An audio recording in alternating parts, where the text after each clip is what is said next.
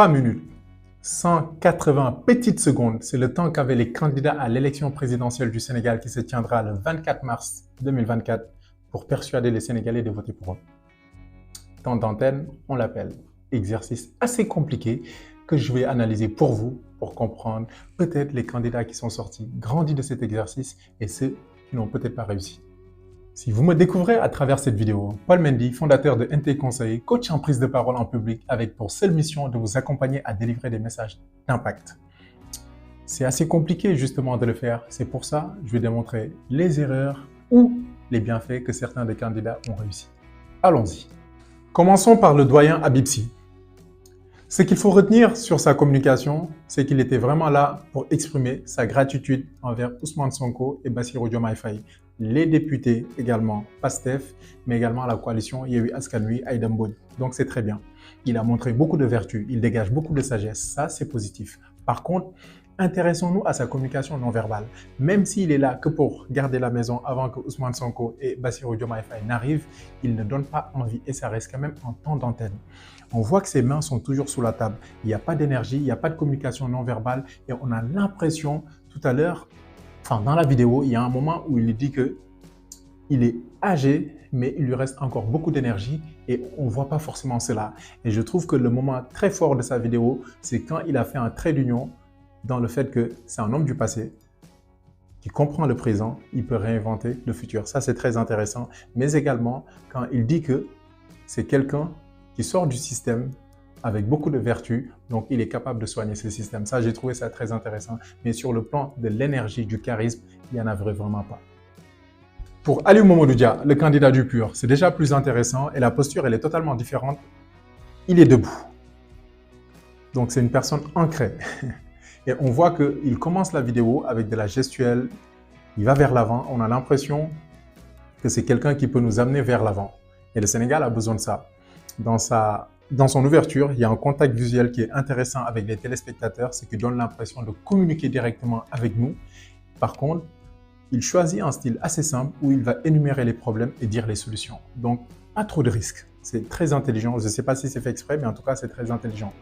Et par contre, vous allez voir qu'il a de la difficulté à maintenir cette communication visuelle avec nous parce qu'il ne veut pas se tromper. Donc, quand il va commencer à citer les solutions, il va se replonger dans ses notes.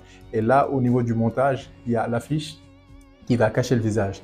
Donc, dans sa posture, c'est assez intéressant. Les épaules ne bougent pas trop. Par contre, c'est juste les avant-bras. Donc, une communication très intéressante. Ce n'est pas forcément la meilleure, mais une communication très intéressante avec pas trop de risques.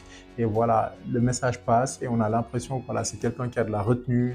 Il a l'ossature d'un président, mais il est également dynamique. Allez, sur Déthié Fall, je rappelle que ce sont des analyses très rapides. Déthié Fall, presque pas de communication non verbale. La main droite se détache un petit peu de temps en temps quand elle est convaincue de ce qu'il dit. Et ensuite, à la fin, on a juste la main gauche qui se détache un petit peu. C'est pas la posture de Aliou Mamadou Diallo. Devant les mains, vous avez, il y a également une ferme volonté de sa part, une conviction en fait qu'il essaie de nous partager, c'est-à-dire c'est l'homme de la cohérence. Depuis 20 ans, il est là, il insiste sur le fait qu'il a sillonné le Sénégal, même dans les amours les plus reculés. Et ça, c'est pour dire qu'il n'est pas là par hasard.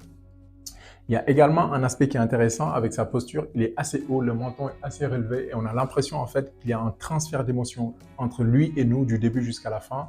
On a l'impression de voir ses yeux à chaque fois et ça c'est très intéressant. Par contre, dans la communication de Déthié, très souvent on n'a pas forcément une variation de la voix qui donne des émotions différentes et qui donne cette attitude en fait d'une personne qui est en capacité, quand elle le souhaite, de pouvoir avoir du relief, c'est-à-dire d'utiliser une prosodie, c'est tout le temps assez mesuré, assez posé. Ça, c'est bien, mais je pense que c'est un élément qu'il doit travailler. S'il doit être en mesure, en fait, de galvaniser les gens, mais également de travailler avec beaucoup de calme, ce qu'il a naturellement au niveau de la voix. On voit également qu'il sort juste à la fin de la vidéo et ça c'est une petite erreur qu'il aurait dû attendre parce que ça donne l'impression d'être pressé ou tout simplement d'avoir mal géré le timing de la fin de la vidéo. Et il insiste beaucoup également sur le fait qu'ils ont travaillé, nous avons travaillé sur des axes, l'éducation, la santé, alors que je pense qu'on avait besoin qu'il parle peut-être un peu plus de lui. Et ça, il le fait un peu plus sur la deuxième partie, notamment sur la partie Wolof. Mais il fallait qu'il se concentre un peu plus sur lui parce que c'est lui qui nous parle, même si on sait qu'il y a une coalition derrière. Voilà. Pour Cheikh Tidiane Dièye, Je pense que c'était le candidat le plus relax dans sa communication. Je m'explique. C'est-à-dire, lui, il ne parlait pas pour être président. Il disait tout simplement ses vœux, il nous disait ses prières pour le Sénégal et surtout, il insistait sur le fait qu'il était là pour d'autres personnes. Il y a eu beaucoup de reconnaissance par rapport à Ousmane Sonko et à Bassirou Diomaye Faye et il insiste en fait sur sur cette cohésion sociale dont on a besoin. Il insiste également sur la spiritualité, il insiste sur le fait qu'il y a le Ramadan et le Carême en même temps, qu'on a besoin en fait qu'il y ait une cohésion nationale, qu'on a besoin qu'au Sénégal qu'il y ait de la paix. La petite erreur qu'il a faite, c'est à la fin en fait, on voit que voilà, il se rattrape bien. Il y a l'ordre qu'il n'a pas forcément suivi quand il résumait en fait les plans ou les axes sur lesquels et synthétiser comment dire, le programme de PASTEF avec le patriotisme, tout ça. En fait, il met la refondation en 4 alors que c'était en 3, mais il se rattrape bien. Et en fait, cet exercice était vraiment simple pour lui avec une communication non verbale très naturelle, très intéressante. Et il parlait aux Sénégalais, on voyait qu'il ne lisait pas, tout simplement parce qu'en fait, c'était pas un message pour convaincre, mais c'était tout simplement un message pour informer. Donc, on voit que l'exercice est différent par rapport également au paradigme dans lequel on se trouve et par rapport à la pression qu'on se met ou on ne se met pas. Donc, encore une fois, lui, quand je l'ai analysé, ce n'était pas forcément un candidat qui nous parlait, mais c'était quelqu'un qui vient porter le message de d'autres personnes. Voilà, c'était très intéressant et il insiste également sur les valeurs, justice, équité, méritocratie, c'est ça. Et là, pour le coup, c'est pas méchant, mais s'il y a une personne qui a raté sa communication sur cet exercice, pour moi, c'est Serigne Mboup. Pourtant, c'est vraiment dommage parce que son profil est intéressant pour le Sénégal. Et je vais vous dire pourquoi. Serigne Mboup commence son allocution en lisant. Il a les bras croisés quasiment pendant toute la vidéo. Et ce qui est dommage, c'est qu'on a l'impression qu'il fait une course contre la montre. Son langage non verbal est inexistant. Et ce qui est dommage, c'est qu'on a l'impression que le plus important pour lui, c'était la lecture de ce qu'il avait préparé. Il a les notes sous les yeux. Donc, il baisse les yeux, mais à la différence d'une Anta Babacar Ngom que vous allez voir juste après, il baisse les yeux très longtemps. Et ça coupe la communion, ça coupe le transfert d'émotions, ça coupe l'envie de l'écouter et l'envie de lui faire confiance. Sa posture est assez fébrile. Il ne donne pas l'impression d'être quelqu'un avec du zèle, de l'enthousiasme, de l'énergie, quelqu'un qui est capable de nous guider. Et d'ailleurs, même ce qu'il démontre avec ses regards qui sont assez fuyants, c'est comme s'il n'était pas à sa place. Et vous allez voir, je ne sais pas si c'est fait à dessein ou pas, mais il insiste beaucoup sur les raisons de sa candidature, comme si il devait se justifier. Alors qu'à mon avis, il devait plutôt insister sur les raisons de son engagement politique, chose qu'il a faite, mais sa communication non verbale n'aide pas à la cohérence, à la pertinence et surtout à la persuasion de son message. Par contre, il fait une belle répartition du temps entre le Wolof et le français. Pourtant, moi, ce que j'ai beaucoup apprécié dans sa candidature, c'est ce qu'on appelle les Ndongo Dara. Et c'est important que ces personnes soient représentées dans toutes les sphères du Sénégal, dans toutes les échelles de la nation. Et je trouve que sa candidature est intéressante. Mais ce qui est dommage, c'est que dans cette communication, j'ai l'impression qu'il ne l'a pas assez travaillé ou il voulait tout simplement se concentrer sur son propos et il n'a pas pris en considération la totalité, l'entièreté de son message, ce qu'on appelle les 3 éléments fondamentaux pour persuader. C'est le traité d'Aristote, le logos, le pathos et l'éthos. Et là, il s'est vraiment concentré que sur le logos, c'est-à-dire la logique. Il n'y avait pas d'émotion et il n'y avait pas de posture. Il n'y avait pas, c'est-à-dire la façon d'être, il n'a pas travaillé. C'est vraiment dommage. Anta Babacar Ngom, 2 micros pour parler, alors que les autres n'en utilisent qu'un. Tout ça pour dire qu'elle a pris cet exercice très au sérieux parce qu'elle a fait une formation en prise de parole en public et elle comprend les enjeux de ce pitch, elle comprend les enjeux de ce temps d'antenne. Vous voyez l'harmonisation des couleurs, le jaune, que ce soit au niveau de ses bijoux, mais également sa tenue. Elle rentre dans cette vidéo avec un sourire et elle maintient un contact visuel pendant les 13 premières secondes. Elle commence à magnifier les Sénégalais, à magnifier les guides religieux et cultuels, mais également, elle s'associe tout de suite à la peine, à la douleur, aux difficultés des Sénégalais. Tout ça pour montrer qu'elle est comme eux. Elle continue à clasher le système, elle continue à montrer tous les tares de ce gouvernement en place. Elle utilise beaucoup de métaphores pour montrer que les Sénégalais n'en veulent plus. Et ça, c'est pour créer une distanciation, c'est pour créer un rejet, un dégoût de la part des, de créer un dégoût, pour que les Sénégalais aient vraiment envie de se dire il faut une rupture. Sans utiliser ces mots, elle ne l'utilise jamais, mais elle insiste beaucoup sur la rupture. Et vous allez voir que au bout de 45 secondes, elle change une partie de son pitch. Et en changeant cette partie, elle va commencer à positionner son mouvement et la relève, donc sa coalition, comme la solution. Elle va beaucoup insister sur le fait que le changement, c'est maintenant. Elle va citer beaucoup de franges de la population, les femmes, les enfants, les jeunes. Elle va insister sur le caractère urgent. Et on voit qu'elle ne lâche pas le morceau avec le pouvoir en place, avec le système plus ou moins également, et les Sénégalais n'en veulent pas.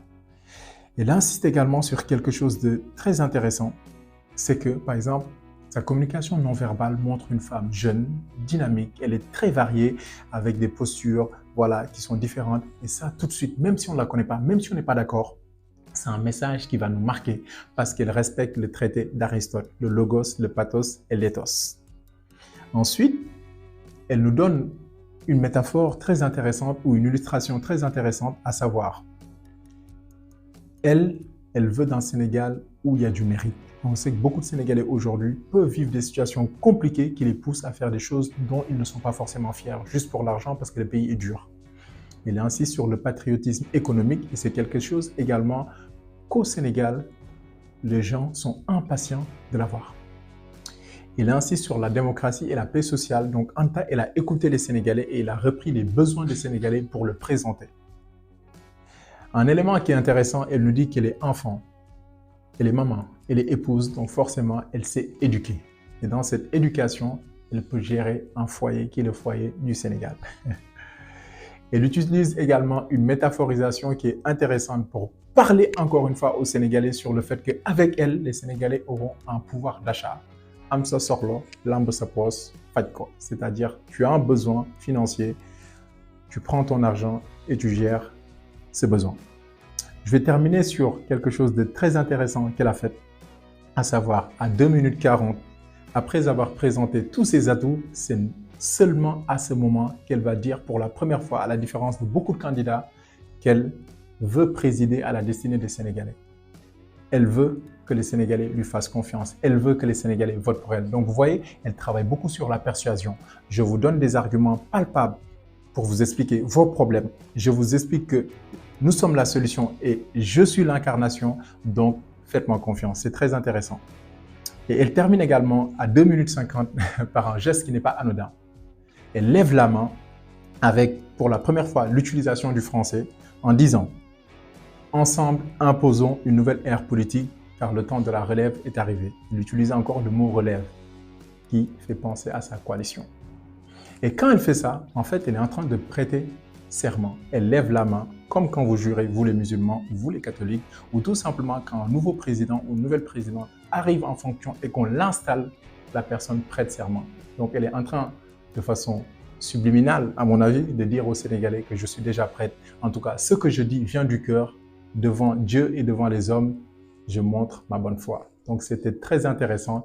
Si vous voulez que j'aille plus loin dans cette analyse des autres candidats, je peux le faire, mais j'ai pris quelques candidats comme ça au hasard pour vous faire une analyse très intéressante en prise de parole en public pour montrer l'importance de cet exercice. Et vous voyez que même si c'est des candidats à l'élection présidentielle, d'aucuns n'ont pas compris l'importance de cet exercice ou ils l'ont pas bien préparé ou entre la lecture et le fait de communier avec les Sénégalais, c'était assez compliqué. Je me suis beaucoup focalisé sur le plan de la communication non verbale dans cette vidéo pour montrer que au-delà du message, je ne suis pas entré dans le fond à 100%, sauf peut-être pour Anta, mais pour vous montrer que au-delà du message que ces candidats disent avec le langage verbal, il y avait également ce qu'ils dégageaient qui était très important. Et pour les candidats ou les Sénégalais en tout cas, qui ne savent pas forcément pour qui voter, peut-être que cet exercice peut être un exercice qui va leur permettre de gagner des électeurs ou d'en perdre.